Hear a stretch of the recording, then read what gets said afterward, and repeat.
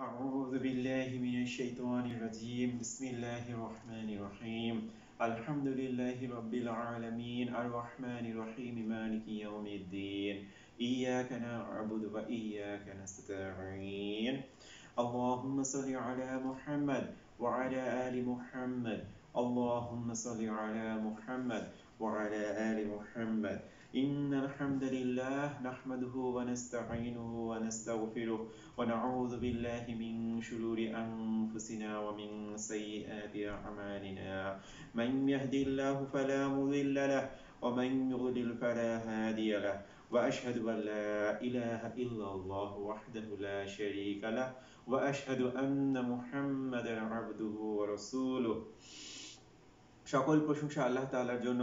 আমরা তার সাহায্য প্রার্থনা করি এবং আমরা তার কাছেই ক্ষমা প্রার্থনা করি।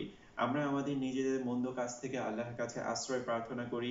আল্লাহ যাকে পথ দেখান সে কখনো বিপথগামী হবে না এবং আল্লাহ যাকে পথভ্রষ্ট করেন কেউ তাকে পথ প্রদর্শন করতে পারে না। আমি সাক্ষ্য দিচ্ছি যে আল্লাহ ব্যতীত কোনো উপাস্য নেই এবং আল্লাহ তাআলার কোনো শরীক নেই এবং আমি আরো সাক্ষ্য দিচ্ছি যে মুহাম্মদ রাসূলুল্লাহ সাল্লাল্লাহু আলাইহি ওয়াসাল্লাম আল্লাহর রাসূল। بسم الله الرحمن الرحيم يا أيها الذين آمنوا اتقوا الله حق تقاته ولا تموتن إلا وأنتم مسلمون হে মুমিনগণ, তোমরা যথার্থভাবে আল্লাহর তাকওয়া অবলম্বন করো এবং তোমরা পরিপূর্ণ মুসলিম না হয়ে মৃত্যুবরণ করো না। أعوذ بالله من الشيطان الرجيم بسم الله الرحمن الرحيم الحمد لله نستعينه ونستغفره ونعوذ بالله من شرور أنفسنا اللهم صل على محمد وعلى آل محمد اللهم صل على محمد وعلى آل محمد আসসালামু আলাইকুম once again। প্রিয় ভাইরা, আমরা আমাদের গত জুমাতে আমরা অ্যাকচুয়ালি আলোচনা করছিলাম বিনয়ী হওয়ার গুরুত্ব, নম্রতা, ভদ্রতা, বিনয়ী হওয়ার গুরুত্ব ইসলামে কি সেটা নিয়ে আমরা আলোচনা করছিলাম এবং প্রিটি মাচ গত খুতবাতে আমরা এটার গুরুত্বটা নিয়ে আলোচনা করেছি। তো এই খুতবাতে ইনশাআল্লাহ আমরা চেষ্টা করব কিভাবে বিনয়ী হওয়া যায়। তার কিছু ওয়ে আল্লাহর রহমতে ইসলামে আছে, কোরআনে হাদিসে আল্লাহ তাআলা দয়া করে আমাদের জন্য বাতলে দিয়েছেন। সো ওই পয়েন্টগুলোর আকারে আমরা জানার চেষ্টা করব যে কি কি উপায় অবলম্বন করলে ইনশাআল্লাহ আমরা নিজেরা বিনয়ী হতে পারব। এবং প্রথমে একটা পয়েন্ট বলে রাখি যে বিনয়ী হওয়ার জন্য আমাদের যে চেষ্টাটা সেটা যেন আমাদের মন থেকে হয় এবং আমরা যেন এটার গুরুত্বটা অনুধাবন করে এই চেষ্টাটা শুরু করি, কারণ বিনয়ী না হওয়া মানে আমাদের জন্য অনেক বড় একটা লস। সো প্রথম যে পয়েন্টটা, সূরা আল মুমিনুনের প্রথম দিকের আয়াতে আল্লাহ তাআলা বলছেন যে তারাই সফল কাম যারা তাদের সালাতে বিনয়ী হয়। এখন সালাতে বিনয়ী হওয়াটা কিন্তু অ্যাকচুয়ালি বিনয়ী হওয়ার একটা প্র্যাকটিস। আমাদের সালাত এটা আমাদের মুমিনদের জন্য একটা প্র্যাকটিস, আমাদের জীবন ধারণ করার একটা প্র্যাকটিস। এখন সালাতে বিনয়ী হওয়া কিভাবে হওয়া যায়? সালাতে বিনয়ী আমরা যদি আমাদের ইহলৌকিক কোন একটা এক্সাম্পল দিয়ে দেখি যে আমাদেরকে যদি কখনো কোনো প্রাইম মিনিস্টার বা প্রেসিডেন্টের সামনে নেওয়া হয়, আমরা কিন্তু সেখানে ক্যাজুয়াল কোনো অ্যাটিটিউড করি না, আমরা কিন্তু সেখানে কোনো একটা ড্যাম কেয়ার অ্যাটিটিউড করি না, আমরা কিন্তু সেখানে খুবই ফিটফাট থাকার চেষ্টা করি, খুব কনসার্ন থাকার চেষ্টা করি, আমরা খুবই সাবধান থাকার চেষ্টা করি এবং প্রত্যেকটা ওয়ার্ড খুব বিবেচনা করে বলার চেষ্টা করি। আমাদের দাঁড়ানোর ভঙ্গিটাও হয় খুবই মডেস্ট, আমাদের ভিতরে টপ টু বটম আমরা মডেস্টি ধারণ করি, তখন আমরা খুবই নম্রতা ভদ্রতা ধারণ করি। সো আল্লাহ রাব্বুল আলামিন যিনি এই পৃথিবীর স্রষ্টা, তার সামনে কিন্তু আমরা দাঁড়াই তখন যখন অ্যাকচুয়ালি আমরা সালাতে যাই, আমরা তার সামনে রুকু করি, আমরা তার সামনে সিজদা করি, আমরা আমাদের সর্বোচ্চ আত্মসমর্পণটা তার সামনে করি। কিন্তু আমরা যদি সেটা জাস্ট একটা রিচুয়াল হয়ে যায় আমাদের, যে জাস্ট করার খাতিরে করা, করতে হয় বলে করা, নামাজ ৫ ওয়াক্ত ফরজ এই জন্য পড়া বা এই ধরনের কোনো কিছু যেখানে সত্যিকার অর্থে মন থেকে কোনো একটা আগ্রহ না থাকা, নামাজের ভিতরে যে তাসবিহ গুলো আমরা পাঠ করি রুকুতে বা সিজদাতে, সেগুলো যদি আমরা মনোযোগ দিয়ে না পড়ি, আমরা যদি অর্থ বোঝার চেষ্টা না করি, আমরা যদি কোরআনের যে আয়াতগুলো পড়ছি সেখানে কোনো দোয়া যখন আসে সেটা যদি সত্যিকার অর্থে মন থেকে না বলার চেষ্টা করি, তাহলে কিন্তু সত্যিকার অর্থে আমাদের সালাতে ওইভাবে বিনয়টা আসবে না। আমরা কিন্তু অনেক সময় সালাত আদায় করে নিজেই খুব মানে খারাপ ফিল করি যে আমার সালাতটা জাস্ট পড়ার খাতিরে পড়া হলো, কিন্তু মনের একটা শান্তি পেলাম না। এই যে একটা মনের শান্তি, এটা কিন্তু তখনই আসে যখন আমরা সালাতে বিনয়ী হই। সূরা আল মুমিনুনের প্রথম দিকের আয়াতে আল্লাহ তাআলা বলছেন যে তারাই সফলকাম যারা নিজেদের সালাতে বিনয়ী হয়, নিজেদের সালাতকে সংরক্ষণ করে। তো এই কারণে আমরা অবশ্যই চেষ্টা করবো ইনশাল্লাহ আমাদের নিজেদের সালাদগুলো যেন অবশ্যই সুন্দর হয়, পারফেক্ট হওয়ার চেষ্টা আমরা যেন করতে পারি ইনশাল্লাহ। অবশ্যই সালাতে কিভাবে বিনয়ী হওয়া যায়, সালাদকে কিভাবে সংরক্ষণ করা যায়, এটা নিয়েও অনেক আলোচনা করা যায়। এছাড়া ইউটিউবে আল্লাহর রহমতে অনেক আলোচনা আছে এই ব্যাপারে, আপনারা নিজেরাও একটু স্টাডি করার চেষ্টা করবেন যে কিভাবে আমি আমার সালাদটাকে ইনশাল্লাহ ইমপ্রুভ করতে পারি। আল্লাহ তাআলা তৌফিক দান করুন ইনশাল্লাহ। সেকেন্ড যে পয়েন্টটা, এবং এটা আমি বলবো যে এটা খুবই ইম্পর্টেন্ট একটা পয়েন্ট, আমাদের বিনয়ী হওয়ার পথে সবচেয়ে বড় বাধা হলো কিছু মূর্খ শ্রেণীর মানুষ। এখন মূর্খ শ্রেণীর মানুষ বলতে আমরা কাদেরকে বুঝি? এটা কিন্তু মূর্খ শ্রেণীর মানুষ কিন্তু রিক্সাওয়ালা বা যারা পড়াশোনা করেনি তারা না। একজন উচ্চশিক্ষিত মানুষও মূর্খ শ্রেণীর হতে পারে। মূর্খ শ্রেণীর মানুষ হলো তারা যারা ননস্টপ খালি তর্ক করতে চায়। ননস্টপ আপনি কোন একটা কথা বলবেন, তার কোনো ফ্র্যাকশন অফ সেকেন্ডে তাকে অবশ্যই আপনার কথার এগেইনস্টে কোনো একটা কথা যুক্তি দিতে হবে। সে তর্কে সবসময় জিততে চায়। সো এই ধরনের মানুষদের কাছ থেকে সবসময় দূরে থাকার চেষ্টা করবেন। সূরা আল ফুরকানের 63 নম্বর আয়াতে আল্লাহ তাআলা বলছেন যে আমার মুমিন বান্দারা যখন কোনো মূর্খ যখন তাদের সামনে এসে পড়ে, তখন সে শুধু বলে আসসালামু আলাইকুম, বলে সে বিদায় নেয়, মানে তোমার উপর শান্তি বর্ষিত হোক, আসসালামু আলাইকুম। তুমি তুমি যদি তর্কে আমার সাথে জিততে চাও, হ্যাঁ ভাই তুমি জিতে গেছো, তোমার সাথে তর্ক করে আমি আমার মূল্যবান সময় নষ্ট করব না। এই কথাটা এখনকার সময়ে কেন এত ইম্পর্টেন্ট, আপনি একটু চিন্তা করে দেখেন যে সোশ্যাল মিডিয়াতে এনি পাবলিক ফিগার কোনো একটা পোস্ট দিবে, আপনি দেখবেন ওই পোস্টের কমেন্টে তর্কি, এক একটা পোস্টের কমেন্টের রিপ্লাই হয়ে যায় কয়েকশো। মানে এত পণ্ডিত এক একজন, এবং সে কতটা বুদ্ধিমান, সে কতটা লাইক রেশনাল, সে কতটা তার্কিক বিতার্কিক, সেটা প্রমাণ করার অসম্ভব রকম চেষ্টা। এবং আপনি যদি কোনো কারণে এই সমস্ত মূর্খের সাথে তর্কে জড়ান, নেহাত শুধু আপনার সময় নষ্ট হবে। কারণ কি? কারণ হলো আপনি তাকে যতই যুক্তি দেখান, আপনি ইভেন কোরআনের আয়াতও যদি তার সামনে নিয়ে আসেন, সে স্বীকার করবে না যে আপনি সঠিক। সে তর্ক করেই যাবে, না তুমি ভুল আমি সঠিক, এটা না এটা হয়েছে, ওইটা না ওইটা হয়েছে। সো এই ধরনের মূর্খদের কাছ থেকে 100% দূরে থাকা লাগবে। আসসালামু আলাইকুম, আপনি জিতছেন তর্কতে, আমি হেরে গেছি। এই হেরে যাওয়াটা কিন্তু অ্যাকচুয়ালি হেরে যাওয়া না, আল্লাহর রহমতে আমি জিতে গেছি, মানে ওরে জিতায় দিয়ে মৌখিকভাবে ওকে জিতায় দিয়ে অ্যাকচুয়ালি আমি আল্লাহর রহমতে জিতে গেছি, আমার সময় বাঁচছে, আমার মেন্টাল একটা পিস হয়েছে। কারণ আপনি দেখবেন যে পাবলিক ফিগারের বিভিন্ন পাবলিক ফিগারদের কমেন্টে আপনি যদি খেয়াল করেন ফেসবুকে, দেখবেন যে যখন এই মূর্খরা যখন দেখা যায় আর তর্কে পারছে না, হ্যাঁ, তখন তারা খুবই স্ল্যাং ল্যাঙ্গুয়েজ ইউজ করা শুরু করে, খুবই আজে বাজে ব্যবহার করা শুরু করে। এবং একজন ডিগনিফাইড মানুষ, একজন সম্মানিত মানুষ যখন এই ধরনের মানুষের সাথে তর্কে জড়ায়, স্বাভাবিকভাবেই কিন্তু তার আত্মসম্মানে লাগে এবং তার মাথায় এই কষ্টটা ঘুরতে থাকে যে মানে আমাকে এইভাবে হিট করলো, আমাকে এইভাবে আজে বাজে কথা বললো, সো বেটার আমরা এদের সাথে তর্কেই যাবো না ইনশাল্লাহ। এরা তর্ক করার উপর্থী না, এটা যেন আমাদের মাথায় থাকে ইনশাল্লাহ। 3 নাম্বার যে পয়েন্টটা, সেটা হলো যে সেই পয়েন্টটা ধরেন 2-3টা পয়েন্ট একসাথে আলোচনা করা যায় এখানে।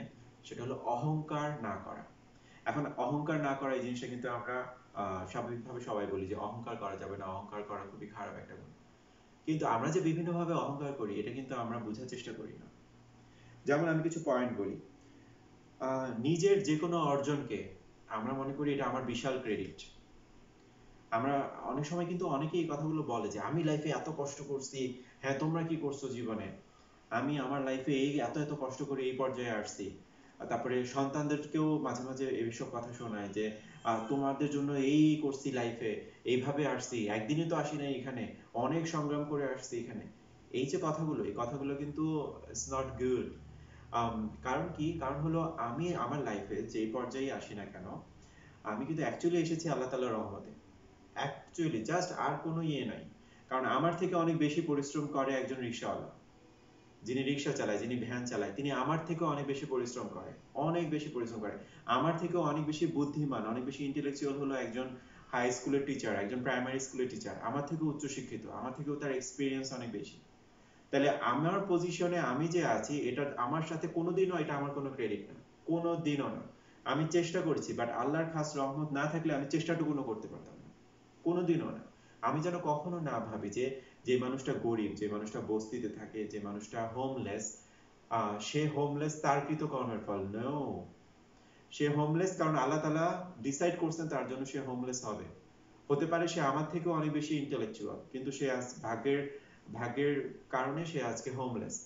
এট দ্য সেম টাইম আমি যদি আজকে বিশাল একটা কিছু হই, বা আমি আজকে যদি অনেক টাকা পয়সার মালিক হই, এটা আমার কখনো আমার ক্রেডিট না, এটা আল্লাহ তাআলা জাস্ট ডিসাইড করছেন দেখে আমি হয়েছি। সো এই ধরনের কথাগুলো যে বলা, যে নিজের অর্জনকে হাইলাইট করার চেষ্টা করা, আমি এই করছি ওই করছি, কোনোদিনও না। এই ধরনের কথাগুলো বলা মানে হলো যে আপনি অহংকারী। তারপরে অনেক সময় আমরা নিজেদেরকে ক্ষুদ্র জ্ঞান করতে পারি না। মানে আমরা ভাবি কি যে আমি ফর এক্সাম্পল একটা বিসিএস ক্যাডার হয়ে আমি ভাবি যে আমি বিশাল কিছু হয়ে গেছি। মানে নিজের নিজের যে কোনো কিছুকেই আমরা খুব মানে বড় একটা আকারে প্রকাশ করার চেষ্টা করি, যে মানে একটা কথা বলে না যে মুই কোন হনুরে, তো মানে কিছু একটা হই আমরা এমন একটা অ্যাটিটিউড করি যে আমরা লাইক বিশাল সামথিং। এবং এটা শুধুমাত্র আমাদের নিজেদের ক্ষেত্রেও না, ফর এক্সাম্পল প্যারেন্টসরা অনেক সময় দেখা যায় তার বাচ্চা যদি ক্লাসে ফার্স্ট হয় বা একটু ভালো রেজাল্ট করে, সে তার প্রতিবেশী বা তার আত্মীয় স্বজনের সামনে এমন ভাবে প্রকাশ করার চেষ্টা করে যে হ্যাঁ দেখছো তো আমার পোলাপান, দেখছো অবস্থা। কিন্তু প্লিজ মানে এটার ব্যাপারে আপনারা খুব সচেতন হওয়ার চেষ্টা করেন। এটা খুবই খুবই খারাপ একটা কাজ। এ ধরনের মানুষদেরকে কখনোই বিনয়ী বলা যায় না। এ ধরনের মানুষরা কখনো বিনয়ী হতে পারে না, যারা নিজের কোনো একটা অর্জনকে নিজের ক্রেডিট হিসেবে মনে করে। আমার কোনো একটা অর্জন ভাই আল্লাহ দয়া করে আমাকে দিছে, আলহামদুলিল্লাহ, আল্লাহ নেহাত দয়া করে আমাকে দিছে, আর কিচ্ছু না। সো অহংকার একদম ধুলির সাথে মিশিয়ে দেন, কোনোভাবে কোনো কিছুতে অহংকার করবেন না।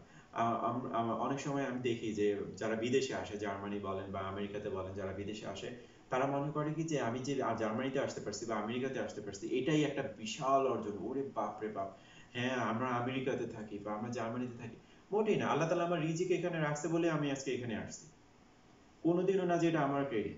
ডিবি লটারিতে আমি লটারি পেয়ে এখানে আসছি, এটা কখনো আমার ক্রেডিট হতে পারে না। আমি লটারিতে আমার নাম উঠছে বলে আমি আমেরিকাতে আসছি। অথচ আমার থেকে যদি কোয়ালিটির দিক থেকে চিন্তা করা হতো, আমার থেকে হাজার গুণ কোয়ালিফাইড মানুষ যারা আমেরিকাতে আসতে পারেনি। কেন? কারণ আল্লাহ তাআলা ডিসাইড করেন নাই, এই জন্য। সো কোনোদিনও প্লিজ আমরা আমাদের কোনো অর্জনকে আমাদের নিজেদের ক্রেডিট হিসেবে, অহংকার হিসেবে দেখবো না ইনশাল্লাহ।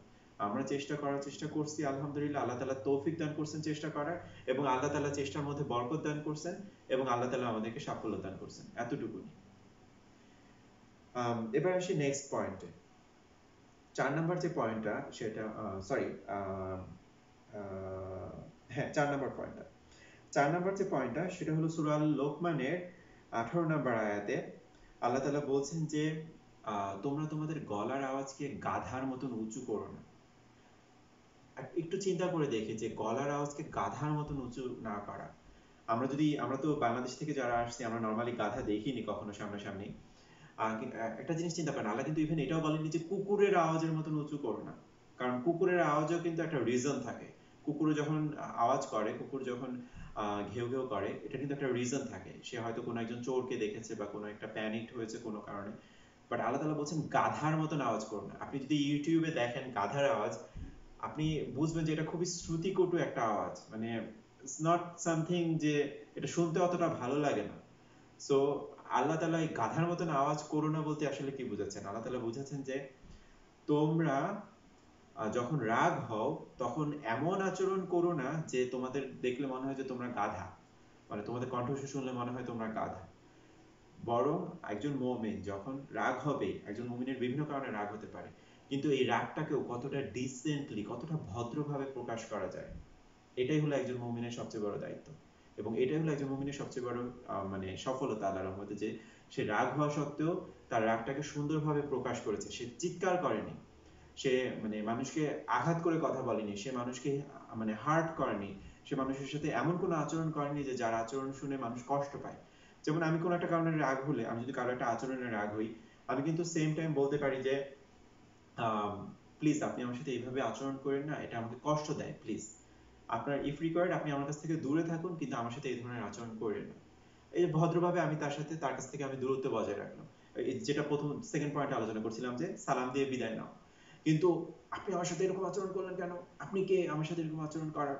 এই যে আচরণগুলো, এটা কিন্তু আমাদেরকে অ্যাকচুয়ালি নিজেদেরও কিন্তু পিস দেয় না। আমরা যখন শাউট করি, আমরা যখন চিৎকার চেঁচামেচি করি, নিজেদের রাগকে প্রকাশ করি, আমরা কিন্তু নিজেরও মেন্টালি খুব ডিস্ট্রেস থাকি। ওই দিনটা দেখা যায় যে মাথাটা এত ব্যথা করে, লিটারালি মাথা ব্যথা করে যখন আমরা রাগ প্রকাশ করি ওভাবে। সো নিজের কণ্ঠস্বরকে গাধার মতন উঁচু না করা। আপনি খুব সুন্দর ভয়েসে কথা বলুন, পরিবারের মানুষের সাথে কথা বলুন, আপনার বাচ্চা কাচ্চাদের সাথে কথা বলুন, খুব সুন্দর ভয়েসে কথা বলুন। আল্লাহ তাআলা আমাদেরকে তৌফিক দান করুন ইনশাআল্লাহ, আমিন। 5 নম্বর যে পয়েন্টটা সেটা হলো যে কাউকে হেয় না করা বা কাউকে ছোট নজরে না দেখা। সূরা আল বনী ইসরাইলের 37 নম্বর আয়াতে আল্লাহ তাআলা বলছেন যে তার মুমিন বান্দারা নিজেকে সবসময় ক্ষুদ্র জ্ঞান করে। এখন চিন্তা করুন, আমরা যদি আরেকজন মানুষকে হেয় করি, আলটিমেটলি কিন্তু আমি তাকে হেয় করছি এটা ভেবে যে আমি আমার পজিশন তার থেকে উপরে, এটা ভেবে কিন্তু আমি আরেকজনকে হেয় করি। আমি কিন্তু আরেকজনকে হেয় করি এটা ভেবে যে আমি যেই কারণে তাকে হেয় করছি অ্যাটলিস্ট ওই কারণটা আমার ভিতরে নেই, এই কারণে তাকে হেয় করছি। ফর এক্সাম্পল, একজন মানুষ হয়তো একটু অলস, অথবা সে হয়তো একটু এলোমেলো, সে হয়তো একটু স্লো তার কাজে, এবং আমি তাকে আঘাত করছি যে তুমি তুমি একটা অলস, তুমি একটা আইসা কুইরা, তোমার দ্বারা কিছুই হবে না। এই যে কথাটা আমি তাকে বলছি, আলটিমেটলি কিন্তু এটা বলছি এই কারণে যে আমি ভাবছি যে আমি তো অলস না, সে অলস, সুতরাং তাকে আমি হেয় করব। এটা কোনোদিনও কোনো একজন মুমিনের অ্যাটিটিউড না যে সে কোনো একটা কারণে আরেকজনকে হেয় করে। কারণ প্রত্যেকটা ইন্ডিভিজুয়াল ইজ ইন্ডিভিজুয়ালস। প্রত্যেকটা মানুষের ভিতরে ভালো আছে, প্রত্যেকটা মানুষের ভিতরে খারাপ আছে, প্রত্যেকটা মানুষের ভিতরে কিছু জিনিস কমতি আছে, প্রত্যেকটা মানুষের ভিতরে কিছু জিনিস বেশি আছে। যে জিনিসটা আমার ভিতরে হয়তো নাই সেই জিনিসটা হয়তো বা আমার ওয়াইফের মধ্যে আছে, যে জিনিসটা আমার ওয়াইফের মধ্যে নাই সেটা হয়তো আমার ভিতরে আছে। সো আমি যদি কোনো একটা কারণে আরেকজনকে হেয় করি, আলটিমেটলি কিন্তু যেটা আমি করছি সেটা হলো যে আমি নিজেকে বড় মনে করছি, এবং যেটা এক্স্যাক্টলি গোজ এগেইনস্ট কোরআন। সূরা আল বনী ইসরাইলের 37 নম্বর আয়াতে আল্লাহ বলছেন যে তারা নিজেদেরকে ক্ষুদ্র জ্ঞান করে। এখন এখানে একটা কথা অনেকেই বলবেন, এবং ভিতরে ভিতরে একটা কথা সবাই অটোমেটিক্যালি বলে ফেলে, স্পেশালি আমরা যারা পুরুষ, আমরা বলে ফেলি যে শাসন না করলে তো বউ লাইনে থাকে না, বা শাসন না করলে তো বাচ্চা কাচ্চা লাইনে থাকে না। অবশ্যই আপনি শাসন করবেন, কিন্তু শাসনের ভাষাটা হবে সুন্দর। কোনো কারণে যদি আপনি দেখেন আপনার ওয়াইফের ভিতরে কোনো একটা জিনিসের কমতি আছে, আপনি সুন্দরভাবে তাকে ভদ্রভাবে বুঝিয়ে বলুন যে দেখো, তোমার ভিতরে এই জিনিসটা একটু কমতি আছে, তুমি যদি চাও আমি তোমাকে হেল্প করতে পারি ইনশাল্লাহ, বাট আমি চাই তোমার এই কমতিটা যেন দূর হয়, তুমি যেন এই ব্যাপারটা রিকভার করতে পারো, তুমি যেন এই জিনিসটা ঠিক করতে পারো। সন্তানদের ক্ষেত্রেও সেম, বাবা অথবা মা, আব্বু তোমার এই সমস্যাটা আছে, বা বাবা তুমি তুমি আমি তোমাকে হেল্প করছি, তুমি চেষ্টা করো এটা দূর করার জন্য, বা তোমার এই সমস্যাটার কারণে ভবিষ্যতে তোমার এরকম প্রবলেম হতে পারে, সো আমি তোমার বাবা, আমি তোমাকে ভালোবাসি, আমি চাই না তোমার এই প্রবলেমটা হোক। শোনো, তুমি আমাকে বলো তোমাকে আমি কিভাবে হেল্প করতে পারি, বা আমি তোমাকে এইভাবে হেল্প করি, তুমি এভাবে এভাবে করো।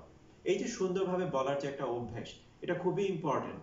এবং বর্তমান সময়ে আমি একটু একটু ডিটেলস বলি এই জিনিসটা, যে বর্তমান সময় কর্পোরেট ওয়ার্ল্ডে আমরা যখন বাইরে যাই, আমরা যখন জবে যাই, আমরা যখন কোনো বিজনেসে থাকি, কাস্টমার ডিল করি, বসের সাথে কথা বলি, ক্লায়েন্টদের সাথে কথা বলি, আমরা আমাদের মডেস্টি, নম্রতা, ভদ্রতার এত মানে ফাইনেস্ট লেভেলে থাকি, কিন্তু যখনই আমরা বাসার ভিতরে ঢুকি, দরজাটা বন্ধ করি, মানে অল অন এ সাডেন আমাদের চেহারা কেমন জানি হয়ে যায়, মানে আমাদের অ্যাটিটিউড কেমন জানি, এই ওটা কোথায়, এই এটা এরকম কেন, মানে আমাদের ফ্যামিলির ইনসিকিউর ফিল করে, মানে ওরা ওরা ইনসিকিউর ফিল করে যখন আমরা ঘরে ঢুকি।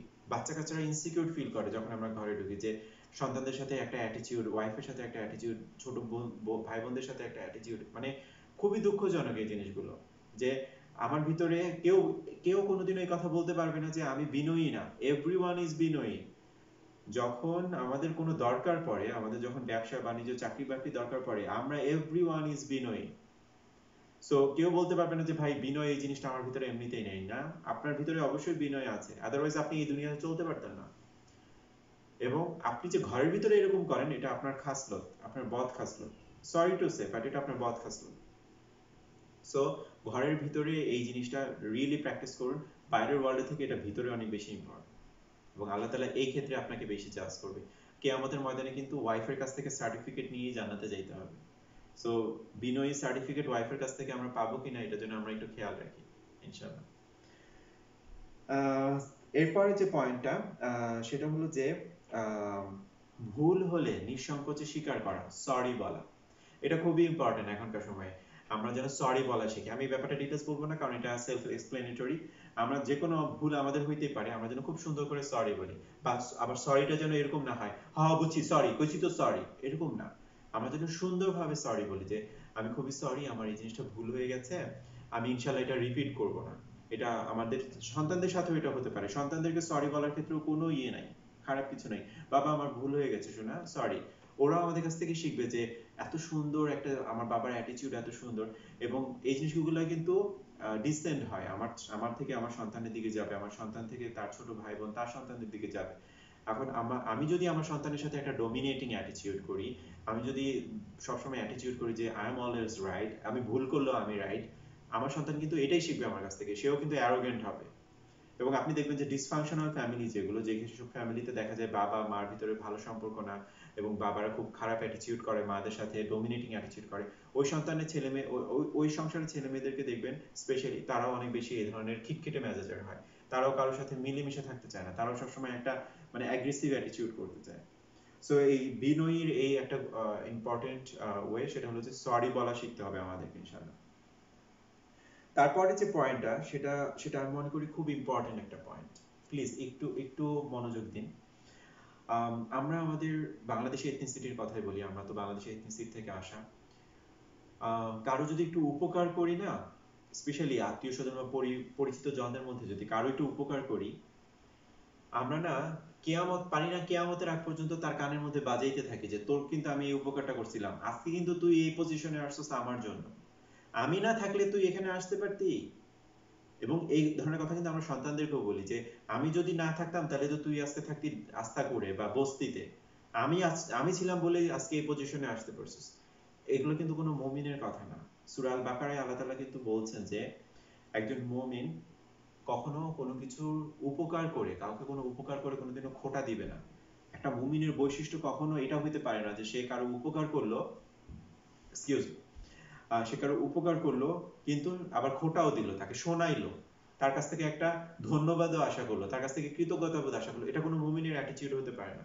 আমি তার উপকার করছি, আল্লাহ তাআলা আমাকে তৌফিক দান করছেন বলে আমি তার উপকার করছি, আলহামদুলিল্লাহ, তার যে উপকার করছি এই ওসিলায় যেন আল্লাহ আমাকে জান্নাত দান করে, আমিন। কিন্তু আমি তার কানে যায় বারবার শোনাবো, তারা বারবার খোটায় খোটায় ইনডিরেক্টলি ডিরেক্টলি বলার চেষ্টা করবো যে তোমারে কিন্তু আমি টাকা দিছিলাম, তুমি কিন্তু এখানে আসছো আমার জন্যই। মানে কোরআন এবং হাদিসে 13 জন মানুষের কথা বলা হয়েছে যারা জান্নাতে প্রবেশ করতে পারবে না, এর মধ্যে একজন মানুষ হলো এরা যারা উপকার করে খোটা দেয়। প্লিজ এই জিনিসটা একটু বোঝার চেষ্টা করবেন। এবং স্পেশালি আমাদের বাংলাদেশি এথনিসিটির মধ্যে মহিলারা এই ক্ষেত্রে অনেক বেশি পারদর্শী। তারা নিজেদের হাজবেন্ড যদি তার ভাই বোনদেরকে হেল্প করে বা তার ভাই বোনদের ছেলে মেয়েদের হেল্প করে, তখন ওয়াইফকে তাদেরকে খোটা দেয়, হ্যাঁ আমার হাজবেন্ডের টাকাতেই তো চলো। সো এই জিনিসটা একটু সাবধান হবেন ইনশাল্লাহ। যাদের ওয়াইফ এখানে উপস্থিত না তাদেরকে আপনারা একটু তারা নিজেদের ওয়াইফদেরকেও ব্যাপারটা বুঝিয়ে বলবেন ইনশাল্লাহ। এবং ব্যাক ইন হোমল্যান্ড আমাদের যারা আত্মীয় স্বজন আছে তাদেরকেও ব্যাপারটা একটু বুঝিয়ে বলবেন যেন এই ধরনের অ্যাটিটিউড থেকে আমরা ফিরে আসি। এবং এটা যে কত কষ্টদায়ক অ্যাটিটিউড এটা আমরা সবাই জানি, কারণ আমরা প্রত্যেকেই কোনো না কোনো ভাবে এই অ্যাটিটিউড ফেস করছি, কোনো না কোনো ভাবে আমরা এই অ্যাটিটিউড ফেস করছি জীবনে। একজন মানুষও বাদ নাই বাংলাদেশে যে কারো উপকার পায়া তার কাছ থেকে আবার খোটা খায় নাই। সো এই ব্যাপারটা আমরা যেন একটু খেয়াল রাখি ইনশাল্লাহ। তারপরের যে পয়েন্টটা, এটা আমার খুবই ফেভারিট একটা পয়েন্ট, সেটা হলো যে একজন বিনয়ী মানুষ সবসময় হাসি মুখে থাকে। এখন হাসি মুখে থাকা বলতে এটা না যে হা হা হা হা হা অল টাইম হাসি মুখে থাকা, ওইটা না। মানে হাসি মুখে থাকা বলতে যেটা বোঝানো হচ্ছে সেটা হলো যে সে সবসময় ওয়েলকামিং অ্যাটিটিউডে থাকে। সে সবসময় তার কাছে কেউ আসলে তাকে সে করে, মানে কমফোর্ট জোন দেওয়ার চেষ্টা করে, তার সাথে সুন্দর কৌতুক করে, জোকস করে, মানে সে তার কাছে মানুষ খুব কমফোর্ট ফিল করে তার কাছে থাকতে। সো হাসি মুখে, এবং হাসি মুখে সবসময় থাকাটা এটা কিন্তু একটা উত্তম সাদাকা। বলা হয়েছে যে একজন মুমিন আরেকজন মুমিনের সাথে যখন দেখা করে, একটা উত্তম সাদাকা হলো যে সে হাসি মুখে কথা বলবে। সো আমাদের অবশ্যই এই জিনিসটা একটু ট্রাই করা উচিত। এখনকার সময়ে সিনেমা নাটকের যুগে একটু গম্ভীর অ্যাটিটিউড নিয়ে থাকা, একটু মুড নিয়ে থাকা, এটাকে বলা হয় এক ধরনের ক্রেডিট। এটা কোনোদিনও একটা ক্রেডিট, এটা গোজ এগেইনস্ট এক্স্যাক্টলি সুন্নাহ। নবীজি সাল্লাল্লাহু আলাইহি সাল্লামের থেকে পার্সোনালিটি সম্পন্ন মানুষ এই দুনিয়াতে কোনোদিনও আসে নাই। উনি সবচেয়ে বেশি পার্সোনালিটি সম্পন্ন মানুষ ছিলেন, কিন্তু উনি সবসময় হাসি মুখে ছিলেন।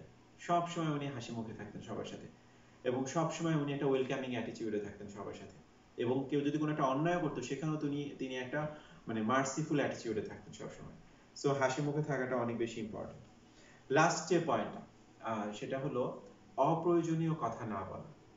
এখন বিনয়ী হওয়ার সাথে অপ্রয়োজনীয় কথার গুরুত্বটা কি, আমি যদি পুরো জিনিসগুলো যদি আমরা সামারাইজ করি, আমরা দেখব যে আমাদের ম্যাক্সিমাম অ্যাগ্রেসিভনেস, ম্যাক্সিমাম মানে অভদ্র আচরণ মুখ থেকেই হয়। ইশারা ইঙ্গিত কাগজে কলমে কমই হয়, মুখ থেকে হয়। এবং মুখ থেকে হয় বলতে আমি এটাও বুঝাচ্ছি ফেসবুকে কমেন্ট করা, ফেসবুকে যে কোনো পোস্ট করা, এটাও বুঝাচ্ছি, কারণ ওইগুলো মুখের কথাই আমরা জাস্ট লিখিত আকারে প্রকাশ করি। সো অপ্রয়োজনীয় কথা বলা থেকে যদি আমরা বিরত থাকি এবং আমরা যদি সাবধান হই আমাদের কথার ব্যাপারে, তাহলে আমাদের জন্য বিনয়ী হওয়াটা ইনশাল্লাহ অনেক ইজি হয়ে যাবে। কেমন? আরবি ল্যাঙ্গুয়েজে, আরবি লিটারেচারে একটা প্রবাদ প্রবচন আছে, আমার খুব প্রিয় একটা প্রবাদ প্রবচন এটা। সেটা হলো যে, আমার মুখের কথা যতক্ষণ আমার ভিতরে থাকবে, মানে আমার ভিতর থেকে যতক্ষণ না এটা বের হবে, ততক্ষণ পর্যন্ত এই কথাটা আমার কয়েদি, আমার আমার প্রিজনার। মানে কি? মানে হলো আমি নিয়ন্ত্রণ করতে পারি এই কথাটা আমি কখন বলবো, কাকে বলবো, কিভাবে বলবো, কোন টোনে বলবো। কিন্তু যখনই এই কথাটা আমার মুখ থেকে বের হয়ে গেছে, তখন আমি এই কথাটার প্রিজনার। মানে এই কথাটাই এখন নিয়ন্ত্রণ করবে যে এই কথার কারণে কি আমি জান্নাতে যাব, এই কথাটার কারণে কি আমি কাউকে কষ্ট দিব, এই কথাটার কারণে কি আমার কোনো ক্ষতি হবে, এই কথাটার কারণে কি আমি জাহান্নামে যাব, এই কথাটার কারণে কি আমার গুনাহ হবে, এই কথাটার কারণে কি আমার কোনো সওয়াব হবে। তার মানে কি, আমি মুখ থেকে যখনই বের করে ফেলছি কথাটা, আমি এই কথাটার প্রিজনার। সো যতক্ষণ কথা আমার প্রিজনার, ততক্ষণ পর্যন্ত যেন আমরা প্রচন্ড সাবধানতা অবলম্বন করি, যে আমরা ইফ রিকোয়ার্ড আমি বলবো যে এটা প্র্যাকটিস করে দেখতে পারেন আপনারা, ব্রিদিং এক্সারসাইজ করুন। যখনই আপনার কোনো একটা কথা, মানে আপনি কনফিউজ যে বলা ঠিক হবে কিনা, আপনি একটা ডিপ ব্রেথ নেন। দরকার হলে 15 সেকেন্ড পর্যন্ত ব্রিদিং এক্সারসাইজ করেন, 15 সেকেন্ড কিন্তু বেশি না।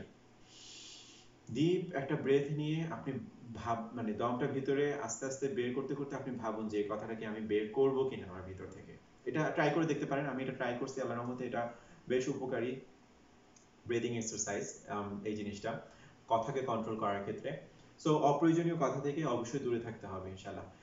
বিনয়ী হওয়ার যে গুরুত্বটা, এটা এতটাই গুরুত্বপূর্ণ, ট্রাস্ট মি ওয়াল্লাহি, বিনয়ী হওয়া এতটাই গুরুত্বপূর্ণ যে আমি প্রত্যেকটা পয়েন্ট এত ডিটেইলস আলোচনা করার চেষ্টা করলাম যেন আমরা ইনশাআল্লাহ বুঝতে চেষ্টা করি। এবং আমি তারপর অনুরোধ করবো যে আপনারা বাসায় গিয়েও নিজেরাও একটু হোমওয়ার্ক করার চেষ্টা করবেন ইনশাআল্লাহ, এবং আপনার এই বিনয়ীর এই ইয়েটা আপনারা একটু প্রচার করার চেষ্টা করবেন। কারণ আমাদের সমাজে বিনয়ী জিনিসটা এতটাই হ্রাস পেয়েছে এখনকার সময়ে, এতটাই হ্রাস পেয়েছে, মানে সবাই সবাইকে শুধু কষ্ট দিতে চায়, ফিজিক্যালি হোক, ভার্বালি হোক, মেন্টালি হোক, মানে অ্যাবিউজ, এটা আমাদের সোসাইটিতে এখন একটা কমন অ্যাটিটিউডে পরিণত হয়েছে। সো আল্লাহ আমাদেরকে তৌফিক দান করুক ইনশাআল্লাহ, আমরা যা শুনলাম তার উপরে আমল করার তৌফিক দান করুক ইনশাআল্লাহ। আল্লাহ তাআলা আমাদেরকে তৌফিক দান করুক, আমরা যেন বিনয়ী হওয়ার চেষ্টা করতে পারি ইনশাআল্লাহ। আল্লাহ তাআলা আমাদেরকে তৌফিক দান করুক ইনশাআল্লাহ, আমরা যেন তার এত বড় একটা ভালো গুণ, এটা যেন আমাদের ভিতরে ইনশাআল্লাহ আমরা নিতে পারি ইনশাআল্লাহ। আল্লাহ আমাদেরকে তৌফিক দান করুক। আমিন ওয়া আখিরু দাওয়ানা আলহামদুলিল্লাহি রাব্বিল আলামিন। আস্তাগফিরুল্লাহ।